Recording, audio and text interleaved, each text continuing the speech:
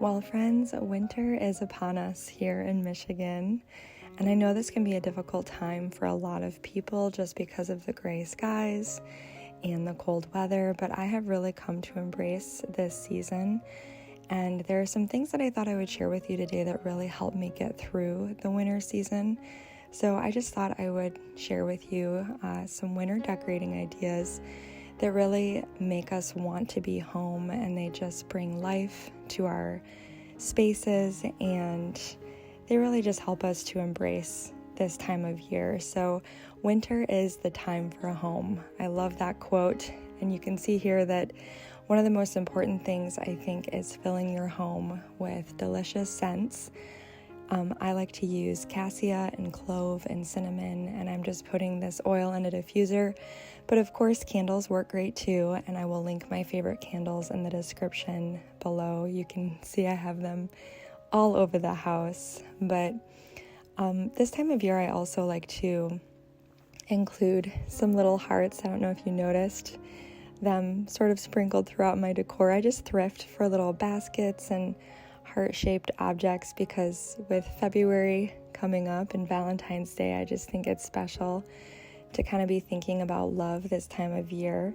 And then just filling the home with lots of layers, lots of blankets, lots of pillows to make everything feel extra cozy as we're all trying to stay warm this time of year. I even keep pillows on the floor in front of the fireplace. And another thing I like to do is hang some artwork and add some color to the walls.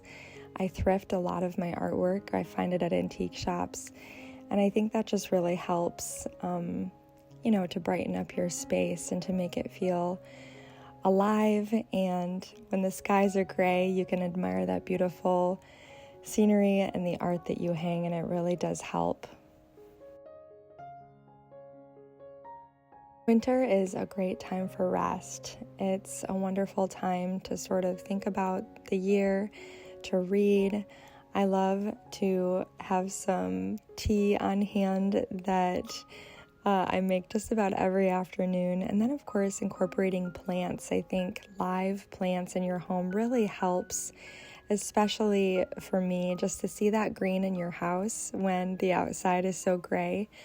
Now, there are some plants that I think are maybe a bit too spiky or tropical, so I'm a little picky about which ones I bring into my home, but typically ivies are a great choice, and I just put them into little thrifted containers so that rather than the plastic sleeves they come in, I use stoneware bowls, all sorts of things. Even a thrifted white pitcher is perfect for a little ivy plant. And if for some reason the plastic container that it came in does not fit inside of your vessel, one thing I like to do is just take some scissors and make it fit. So if you're able to kind of cut down the top portion of the container so that it can fit better into whatever vessel you want to use, that way it can still drain out, and it works really well. So that's something I like to do as well.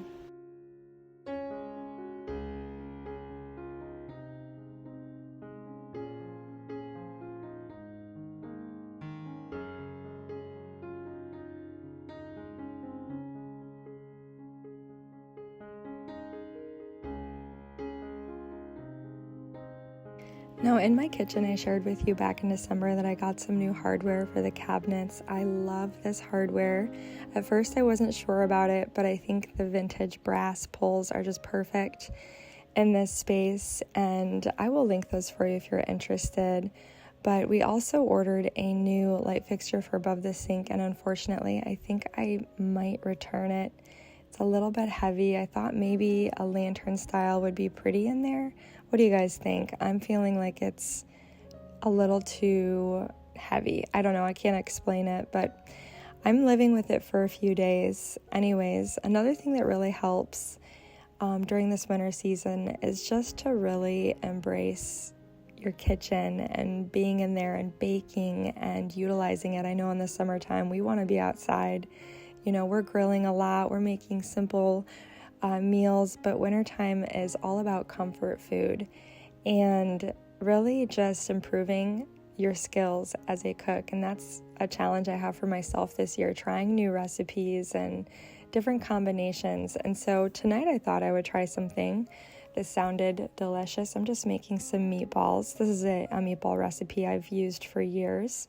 It's got milk, eggs, onion. I can't remember all of the ingredients. I can list them for you guys. But I'm just adding some ground beef and making these really little meatballs. I think the smaller the better for my little boys. But then I'm going to bake these in the oven just for about 20 minutes, 375.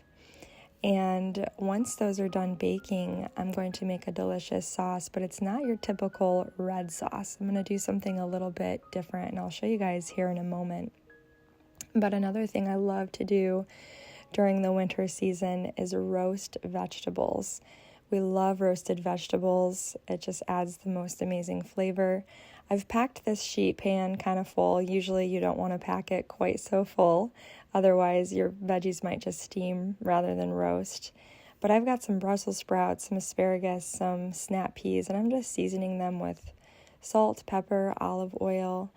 And I will put those in the oven at 425 for about, you really just need to have them in there for 12 to 15 minutes. When you can smell your vegetables, they're usually done. But I'm going to hold off on those, get the meatballs out of the oven first, and just let those cool while I get started on the sauce.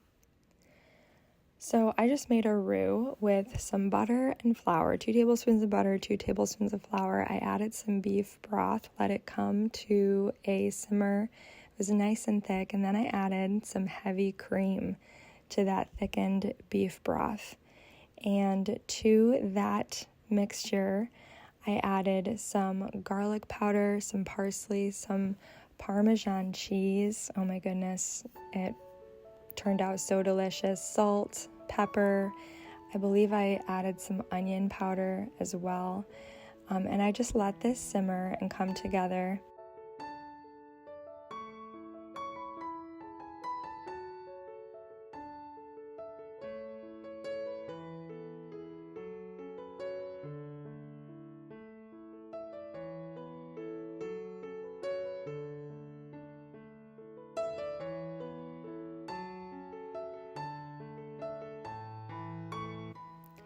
You really just want to try your sauce, and if you feel like it needs more flavor, more seasoning, you can do that. But when you get it to the place where you like it, I just brought my meatballs back over to the stove and I started adding them to the sauce just one by one and let my sauce come to a simmer to kind of warm those meatballs up again.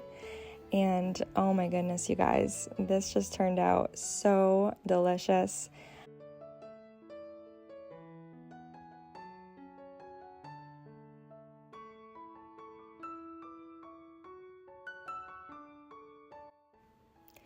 You can see that the sauce is nice and thick. And then I also have some gluten-free fettuccine boiling as well. And I always like to pull my gluten-free noodles just when they're al dente. You don't want them to cook too long, otherwise they'll get just a little bit mushy. But once I drained my pasta,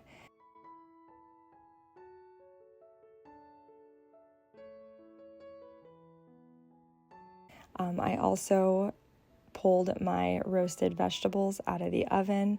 You can see how crispy and delicious these vegetables got. And then it's just time to assemble each bowl. So I just like to put some pasta into a bowl. I piled up the meatballs and the sauce on that delicious pasta, and then I just put some roasted vegetables on the side. And this was just such a cozy, comfort food meal for the winter season. If you guys try it, you'll have to let me know. It was absolutely delicious.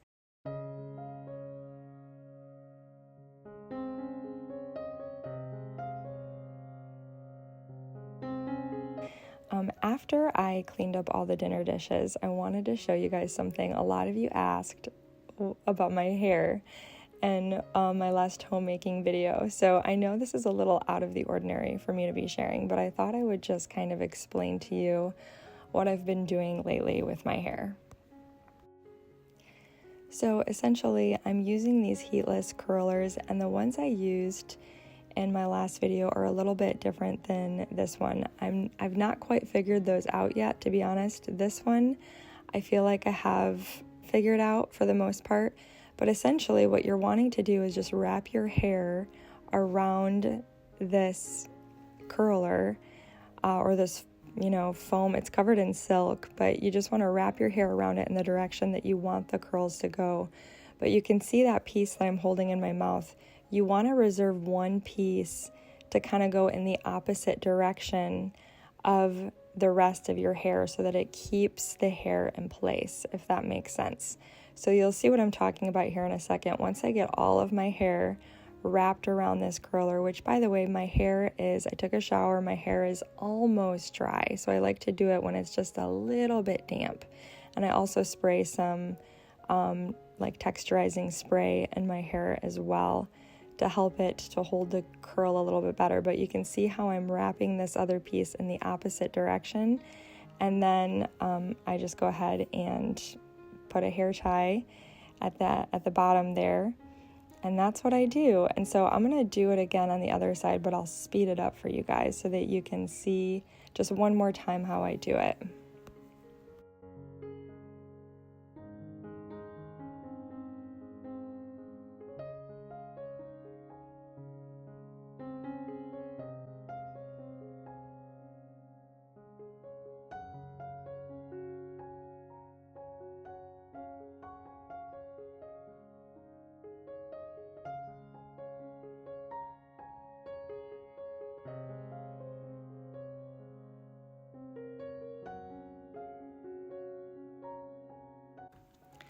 So here we are on the next morning, and I'm just going to take the hair ties out and pull this curler out to kind of show you what the curls turn out like. I feel like for the most part, for a stay-at-home mom who's trying to save time, we homeschool, mornings are very busy. I feel like, the curls aren't perfect, but I feel like they turn out pretty decent for these heatless curlers. I don't know. If you're kind of a perfectionist when it comes to curling your hair, you might not be crazy about these. But I'm just home, with my husband and kids. I feel like they turn out pretty good and they save me a lot of time. So what I like to do after I finish doing my makeup, I just like to smooth out the ends because sometimes you'll have some kinky stuff going on because of the way the hair ties were wrapped around your hair. And I'm sure if I used, a different hair tie, maybe I could prevent that from happening, maybe a scrunchie or something like that. But that's really all I do is just smooth out the ends with a curling iron, and then I'll just spray it with some hairspray. I can link the one that I use. And yeah, so that's the heatless curlers. I feel like they save a lot of time and they do a pretty good job. So I'll link those for you.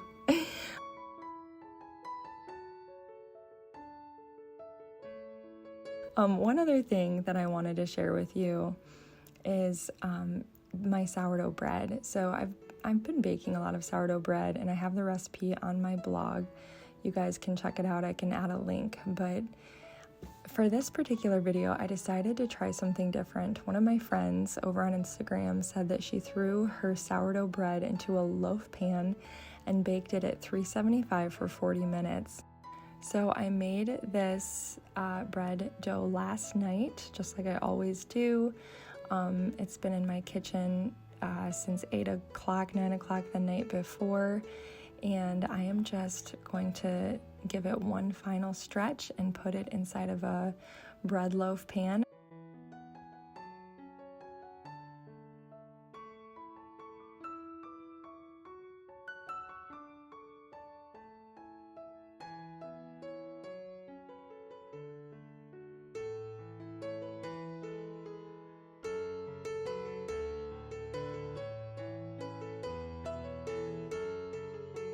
I found this one at an antique store, and then I'm gonna brush butter all over the top of the loaf. I also brushed melted butter inside of the loaf pan as well. And again, this is just something, you know, winter is the time of year to try new things. It's the perfect time of year to try new recipes. And if you've always wanted to make homemade bread, winter is the perfect time to do that. And the recipe I have in my blog for sourdough bread is one of the easiest recipes that I've tried. So I thought this makes it even easier. Oh my goodness, if you don't have a Dutch oven or if scoring the bread intimidates you. And you can see it didn't turn out perfect, but it was equally as delicious. My husband loved it. It was actually easier to cut.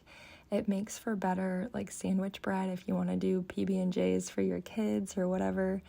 The bread was really soft and just delicious. So I thought I would share that little tip with you guys, thanks to my friend who shared it over on Instagram. I can link her Instagram for you as well. She is so inspiring.